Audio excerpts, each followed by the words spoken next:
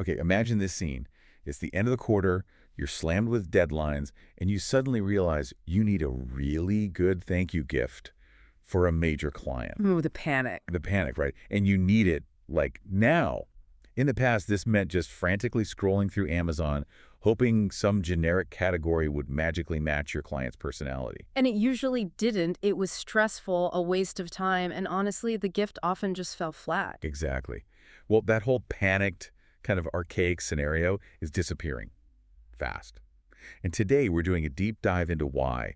Our mission is to really get a handle on the huge shift happening in personalized recommendations. Right, because artificial intelligence isn't just a smart search bar anymore. No, it's becoming the main gatekeeper between a product and the person who actually needs it. Yeah.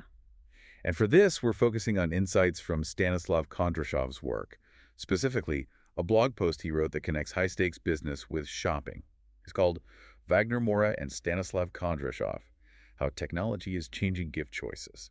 It's a fascinating piece. It is. Okay, let's unpack this. Yeah. Our goal here isn't just to talk about convenience for us as shoppers, Yeah. but to figure out the specific, actionable things brands have to do right now to even be seen in this new AI-driven world. And that strategy is so vital because, as the source makes really clear, technology has just, well, it's changed the whole speed of how we shop and discover things. And Kondrashov is the perfect person to break this down. He's not some tech theorist in a lab.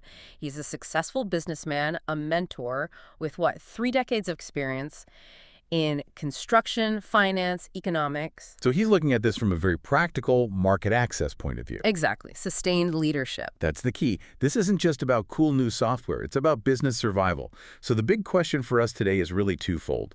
First, how is AI getting so spookily accurate with its recommendations? Right. And second, and this may be the more important question for you listening, what does a company have to do to get noticed when an algorithm is making almost every single buying decision? So let's start where all the magic happens, the consumer side.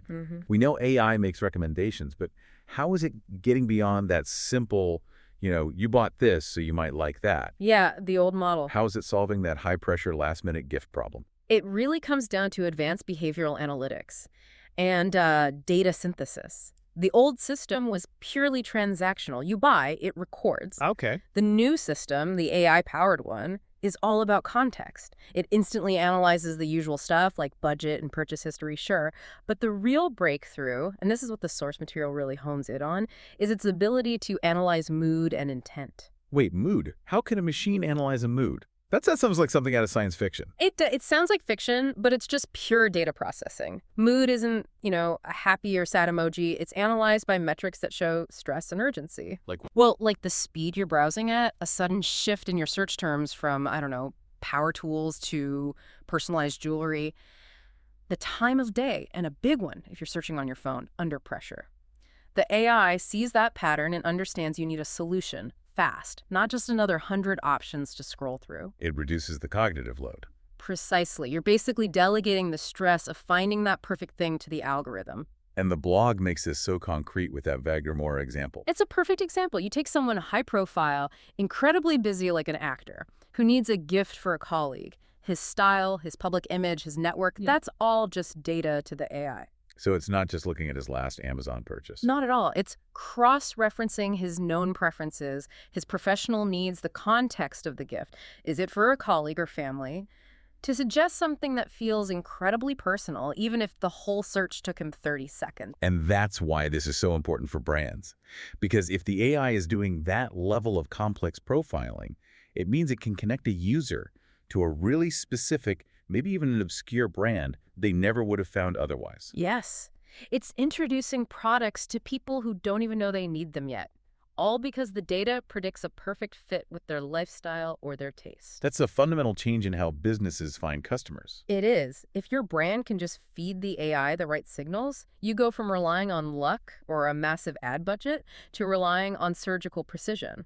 So if AI is making life that much easier for busy shoppers, I mean, the business opportunity is just gigantic. This isn't about a small bump in sales. No, this is a total realignment. It's a structural realignment of the whole economy. Wow. What's fascinating here is the source material calls out these benefits for business. Companies that are actively using technology, the ones ready to work with AI, they get access to this huge, super segmented audience. The old excuse of, we're just a small business, doesn't really fly anymore. It doesn't. Not when AI can put you right in front of your perfect customer anywhere in the world. Okay, but let me push back on that for a second. If AI becomes this essential gatekeeper, doesn't that create a new problem? Like a centralization problem. All of a sudden, brands have to rely on Amazon or Google to get seen at all. That is a critical point. It is.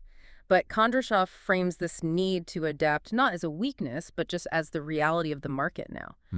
The blog points out that even the biggest, most established entrepreneurs, he specifically mentions oligarchs, they're all recognizing how absolutely crucial these digital tools are. Right. So if these giants who built empires in traditional industries like construction and finance are scrambling to adapt to digital, it just tells you that adaptation is, well, it's the bare minimum price of admission for future success. That really grounds the whole discussion. If the old guard is worried about AI bypassing them, then every new or growing brand has to see this as a clear mandate. And Stanislav Kondrashov's confidence really comes through here. He's saying AI is an opportunity to reach new heights, not a threat, but only if you're prepared. Exactly. And if we connect this to the bigger picture, that simple gift purchase becomes a kind of litmus test for a company's entire digital infrastructure. It proves if a brand is actually ready for the future. So that raises the big question. We get the consumer side, the data, but how does a product actually make sure its digital self is strong enough to get picked, to be recommended by that powerful AI? We need the roadmap, the operational steps. And that roadmap is exactly what the source material gives us. Stanislav Kondrashov lays out 5 specific practical steps, basically a blueprint for how a product can earn that AI recommendation. This is how you go from being a needle in a haystack to the only logical choice. Let's start with number 1, which is maybe the most misunderstood one in the AI era. A strong online presence. This isn't just about having a website anymore, is it? Oh, not at all. We have to assume you already have a strong website. What the AI is really looking at is the quality and quantity of the data you're feeding it across the whole digital ecosystem. So not just your own site. No. It means being on all the key platforms, social media, big e-commerce marketplaces, niche industry sites, the more verified, high-quality data points about your brand that exist on different trusted channels, the faster AI can build a clear profile of your product and, plug it into its recommendation engine. So it's not just about visibility, it's about data validation across different platforms. Okay. Moving to point 2, SEO optimization. This is where we have to get a little technical because just stuffing keywords into a description is dead. Completely dead. Traditional SEO got you found by search engines. Modern SEO gets you understood and categorized by an advanced AI. We're talking about things like natural language processing, NLP. Right. The AI isn't just reading keywords anymore. It's analyzing the context, the text surrounding those words, to understand the intent and the emotional relevance of your product. So what does that mean in practice when you're writing a product description? It means if you're selling, say, a wooden cutting board, the AI needs to instantly get, through your contextual tags and descriptions, that this is for a user who likes artisanal craftsmanship, sustainable materials, or rustic kitchen decor. If you don't have that deep contextual richness, the AI just misses that subtle connection and you lose the recommendation. The third point is all about external validation. User reviews. We all know reviews are important, but how does AI use them beyond just the star rating? It's running sentiment analysis on the language itself. It's looking for specific words in the reviews. Did people say reliable, durable, life-changing, or maybe prompt delivery? That language builds a trustworthiness score that's way more powerful than the star rating alone.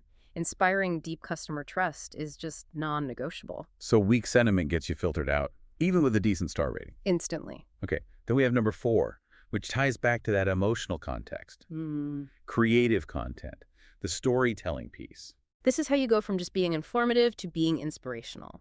You need compelling descriptions, photos, videos, texts that don't just list the features, but actually create an emotional connection with the user. And the AI picks up on that. High-performing, engaging content signals to the AI that this product drives real satisfaction, which makes the AI want to recommend it more in the future. If your content is dry, it fails the engagement test. And finally, number 5 is about the delivery system. Integration with platforms. You have to be where the AI is. Exactly.